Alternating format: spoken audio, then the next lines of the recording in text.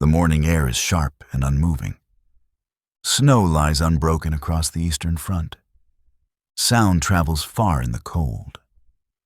Inside a frozen field headquarters, a radio crackles to life. The signal is weak but clear enough. A message is coming through. It is winter, 1941. German units are spread thin across vast distances. Men listen with gloved hands resting on wooden tables. The voice on the radio reads slowly. Each word is deliberate. There is no ambiguity. Positions are to be held. Movement is restricted. Withdrawal is not authorized. Outside, engines sit silent beneath ice. Tracks are buried. Fuel lines are stiff and brittle. Officers exchange brief looks. No one speaks at first. Everyone understands what has changed. This order does not describe a situation. It defines one. It fixes men to ground already under pressure. Far from the snow, Adolf Hitler has made a decision. The wording is his. The authority is absolute. At the front, soldiers do not debate its meaning. They mark the time. They prepare to endure. The battlefield feels different immediately. Not louder, heavier. Paths that once led backward now lead nowhere. Retreat routes fade under fresh snow. The land begins to close in. This day does not begin with an attack. It begins with stillness, a command that forbids movement. And once movement is forbidden, the ground itself becomes part of the order. The order arrives at a moment of exhaustion. Operation Barbarossa has run out of time. Distance has consumed strength. Since June, German armies have advanced relentlessly east. Supply lines stretch hundreds of miles. Everything that moves depends on fragile roads. By November, winter arrives without mercy. Temperatures plunge far below zero. Equipment fails faster than it can be repaired. Men fight without proper clothing. Frostbite spreads through the ranks. Casualties mount without battles. The Red Army regains momentum. Fresh Soviet units appear from reserves long underestimated. Counter-offensives strike along wide fronts. German lines bend under pressure. Salients push too far forward. Flanks hang exposed. Senior commanders see the danger clearly. Heinz Guderian, commanding armored forces, warns that mobility is failing. Fedor von Bock, leading Army Group Center, reports overstretch and collapse risk. Their assessments are consistent. Pull back slightly. Shorten the line before it breaks. These requests follow doctrine. Trade space for survival. Preserve units for future operations. But at the highest level, the situation looks different. Maps still show cohesion. Lines remain connected on paper. This contrast defines the crisis. Reality at the front demands movement. Authority at the center demands firmness. By the time Soviet pressure intensifies in December, Germany is no longer choosing between victory and retreat. It is choosing between adaptation and sacrifice. This background matters because it explains the stakes of the day. The order does not emerge from confidence. It emerges from a front already close to collapse. And when a system under strain refuses to bend, the moment of rupture is never far behind.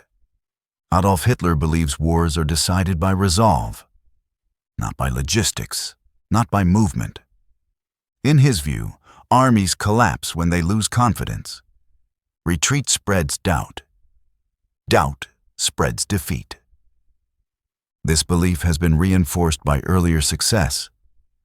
Rapid victories appear to reward them firmness. Flexibility seems unnecessary in hindsight.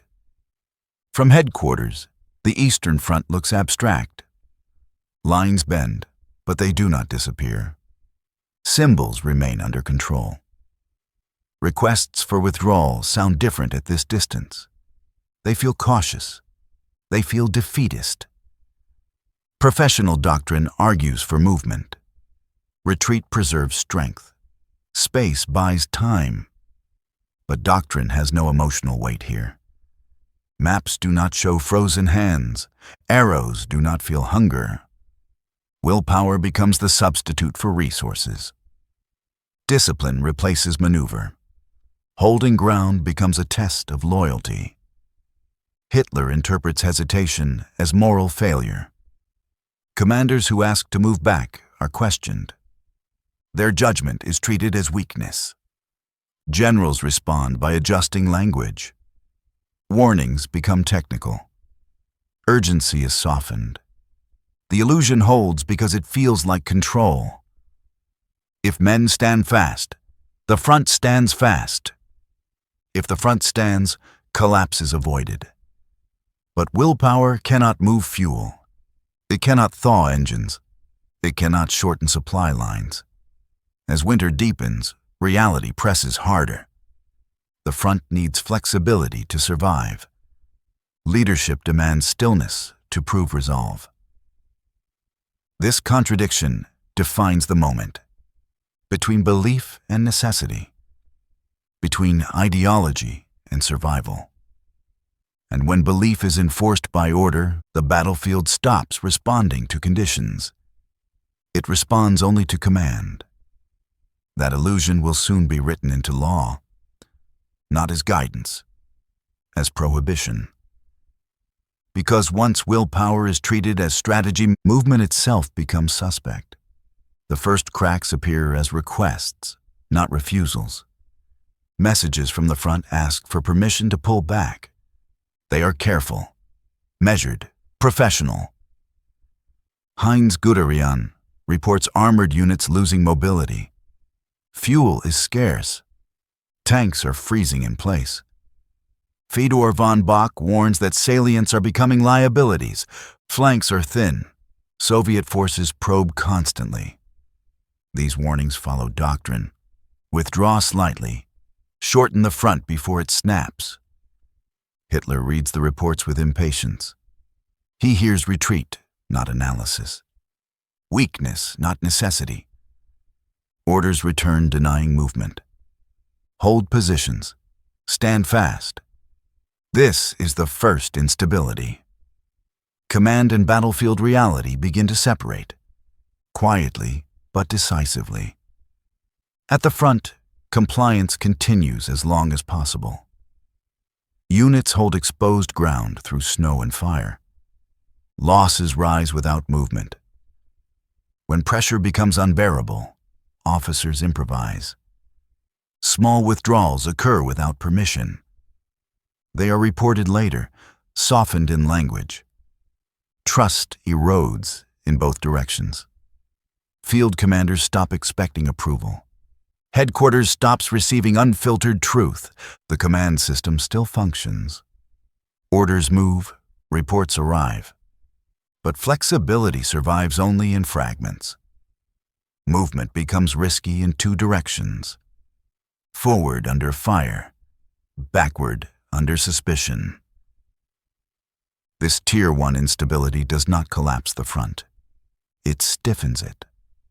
Positions harden where they should shift. Each denied withdrawal removes an exit. Each hour held too long narrows options. Encirclement begins as a possibility. The cracks are not dramatic. They are procedural. Small denials accumulating into danger.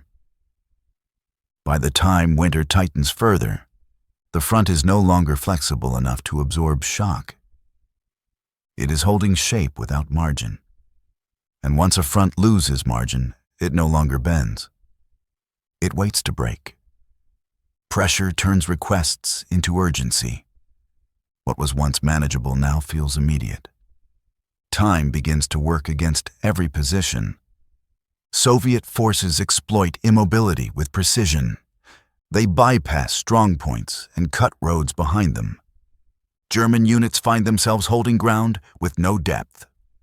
Heinz Guderian warns again from the central sector. Armored formations cannot maneuver. Mobility, their main defense, is almost gone.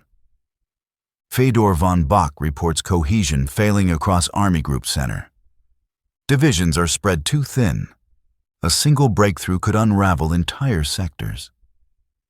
Hitler responds by narrowing authority. Commanders who insist are sidelined. Those who comply remain. Dismissals ripple quietly through headquarters. Silence becomes safer than advice. Dissent disappears without announcement. The effect spreads downward. Generals stop proposing alternatives. They transmit orders they know cannot work. At the front, compliance becomes formal. Units hold until losses make holding meaningless. Withdrawal happens only when escape routes are closing. This escalation changes the nature of command. Decisions are no longer debated. They are enforced. Maps in headquarters appear calmer for a moment. Lines stop moving west. The illusion strengthens. But the cost is invisible at the center. Men freeze in exposed positions. Ammunition runs low where movement is forbidden. Escalation here is not louder orders. It is the removal of doubt. A system sealing itself against correction. By the end of this phase, retreat is no longer a professional option. It is a violation. And with that shift, every fixed position becomes a potential trap. The battlefield begins to close, not only through enemy advance, but through orders that refuse to let anything move. By midwinter, the numbers leave no room for interpretation. They arrive daily, cold and repetitive. Nothing improves. Strength reports show divisions reduced to fractions. Infantry regiments count hundreds where thousands once stood. Frostbite rivals combat casualties. Fuel tables are nearly empty. Panzer units report vehicles abandoned in snowdrifts. Mobility exists only in theory. Supply columns fail to reach the front. Roads are blocked by ice and wreckage. Horse teams collapse before arrival. Maps reveal salients pushed too far forward. Flanks bend inward under Soviet pressure. Encirclement lines begin to appear. Communications degrade rapidly. Field headquarters lose contact with subordinate units. Orders arrive late or not at all. To any professional staff, the conclusion is obvious. Pull back while movement is still possible. Shorten the front. Preserve forces. Heinz Guderian argues this directly. Armored units must maneuver or die in place. Without movement, they are targets. Other commanders agree quietly. Not as dissent, as doctrine. But the data does not force flexibility. It triggers suspicion. Losses are read as proof of weak resolve. Encirclement warnings are dismissed as pessimism. Fuel shortages become excuses. Facts lose authority. This inversion is decisive. Information no longer guides decisions. It hardens them. From this moment, retreat is no longer rational in command terms. It is morally unacceptable, professionally irrelevant. The battlefield stops responding to evidence. It responds only to instruction, and instruction now forbids movement. What should have saved formations instead condemns them. Because once data is rejected as guidance, the war ceases to be fought on terrain and begins to be fought against it. The conditions for the order are complete. Reality has made retreat necessary. Command is about to make it illegal. The wording is finalized without debate. There is no revision, no qualifying language. Adolf Hitler issues the directive personally. Positions are to be held at all costs. Withdrawal is forbidden. The order moves quickly through the chain of command. From the Führer headquarters to army groups. From army groups to frozen field posts. This is not a recommendation. It is a ban. Movement without permission becomes disobedience. Senior commanders recognize the meaning immediately. Heinz Guderian understands what it does to armored warfare. Mobility, the core of survival, is now prohibited. Fedor von Bock reads the order and sees the front freeze in place. Salients that must retract are locked forward. Flanks that must bend are fixed. No mechanism exists to challenge the directive. No appeal is possible. The decision is absolute. At the front, officers read the words by lantern light. They mark the date. They understand this is irreversible. Routes that still exist are no longer options. Planning withdrawal becomes forbidden thought. Holding ground becomes obligation. The battlefield changes character immediately. Positions stop being temporary. They become commitments without exit. Soviet forces do not need to know the order to feel it. German units cease maneuvering. Strong points stiffen and wait. This is the day flexibility ends on the Eastern Front. Not gradually, by command. The order does not stop the enemy. It stops the Germans. It fixes them to terrain already under threat. From this moment forward, every position carries a countdown. Every mile held risks encirclement. The sentence is brief. Its consequences are not. Because when retreat is forbidden, the battlefield stops being space to navigate and becomes a place where armies are told to remain. The reaction does not come as protest. It comes as silence. A long, heavy pause across the command system. At headquarters, officers reread the directive carefully. They search for exceptions. There are none. Heinz Guderian responds in private channels. He warns that armored units cannot survive without maneuver. His message changes nothing. At army group level, compliance is immediate and formal. Orders are retransmitted exactly as received. No commentary is added. At the front, the effect is felt within hours. Withdrawal plans are canceled. Units prepare to stay where they are. Soldiers deepen positions in frozen ground. Foxholes become shelters. Shelters become final positions. Routes that once offered escape are ignored. Bridges remain unguarded. Roads fill with snow and abandoned equipment. Soviet probes increase in confidence. They encounter stiff resistance that does not move. They begin to work around it. The aftershock is psychological before it is tactical. Commanders feel responsibility without options. Obedience replaces judgment. Reports upward shift again. Encirclement risks are softened. Losses are described as temporary strain. No one believes the order will stabilize the front. But everyone understands the cost of disobedience. Fear enforces stillness. This is not panic. It is resignation. A shared understanding that movement is no longer permitted. The front does not collapse that day. It freezes. And frozen fronts bleed. Because once soldiers are forbidden to move away from danger, danger no longer needs to pursue them. The order to hold at all costs is not born in winter alone.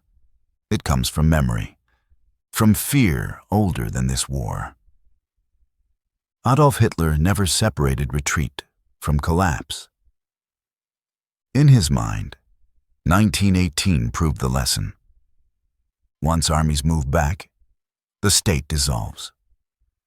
Professional officers saw retreat as controlled motion, a way to trade space for time, a method to preserve strength. Hitler saw something else entirely. A crack that spreads, a line that cannot be restored once crossed. This difference in thinking is fundamental. It explains years of friction with the general staff. It explains the growing distrust of expertise. As the war turned against Germany, fear intensified. Bad news felt personal. Advice sounded like accusation. Ideology filled the gap where logistics failed. Resolve replaced fuel. Obedience replaced maneuver. The Nazi command structure reinforced this instinct. Power flowed downward. Correction did not flow back. Generals who argued were sidelined. Those who complied remained. The system selected silence. By winter 1941-42, flexibility felt dangerous to the center. Admitting the need to move meant admitting limits. Limits threatened authority itself. The no-retreat order was therefore defensive. Not militarily, psychologically. It froze the front to freeze doubt. It turned strategy into a moral test. Hold ground or betray the war. Once framed this way, compromise became impossible. There could be no tactical exception, only obedience. This root cause matters because it explains the rigidity. The order was not a mistake in calculation. It was a worldview enforced as command. And when worldview replaces doctrine, the battlefield stops shaping decisions. Decisions impose belief onto terrain. That is why the battlefield became a trap. Not because retreat was difficult, but because retreat was no longer allowed to exist as an idea. The consequences unfold faster than reports can record them. Not everywhere at once, but predictably. Units ordered to hold exposed ground lose initiative first. They defend positions already tactically obsolete. Relief never arrives. Encirclements begin as narrow gaps. Roads are cut behind villages. Salients harden into pockets. Heinz Guderian watches armored units lose purpose. Tanks sit idle, engines frozen or empty. Steel meant for movement becomes static cover. Infantry formations fare worse. They lack mobility and depth. Holding ground becomes waiting to be surrounded. Requests to break out come too late. Permission is delayed or denied. By the time approval arrives, routes are gone. Soviet forces adapt quickly.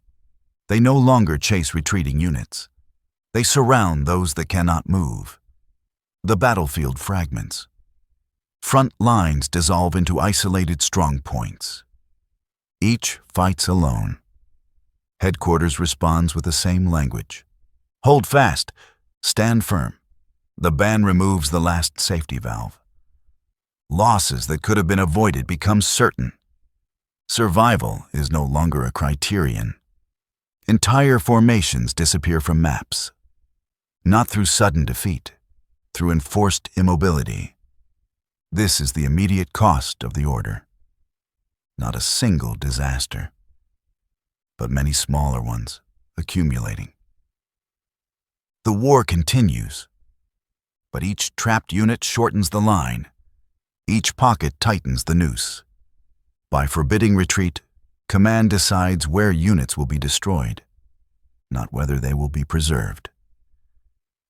And as winter deepens, the front becomes a series of sealed spaces.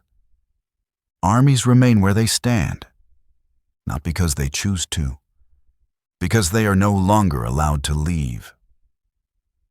What begins as an emergency order soon becomes habit. Habit hardens into doctrine. Doctrine reshapes the entire war. Commanders learn the lesson quickly. Movement is dangerous politically. Stillness is rewarded. Future crises follow the same script. Warnings are issued early. They are ignored. At Kharkov, positions are held too long. At Stalingrad, withdrawal is forbidden outright. Entire armies are lost intact. The Red Army recognizes the pattern. German forces will stand. They will not maneuver away. Encirclement becomes a method, not a gamble. Time replaces surprise. Pressure replaces speed. German command loses initiative permanently.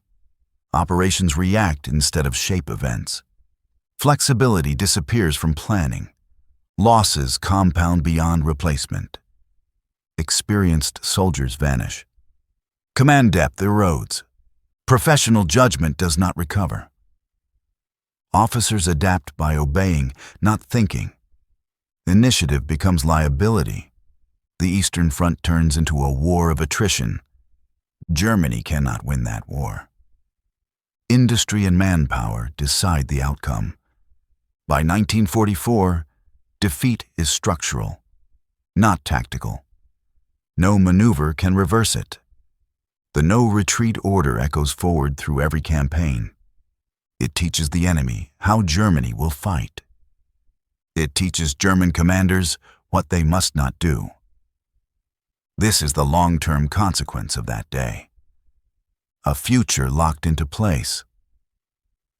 Once movement is forbidden, history begins to narrow. And when history narrows far enough, defeat no longer needs brilliance. It only needs time.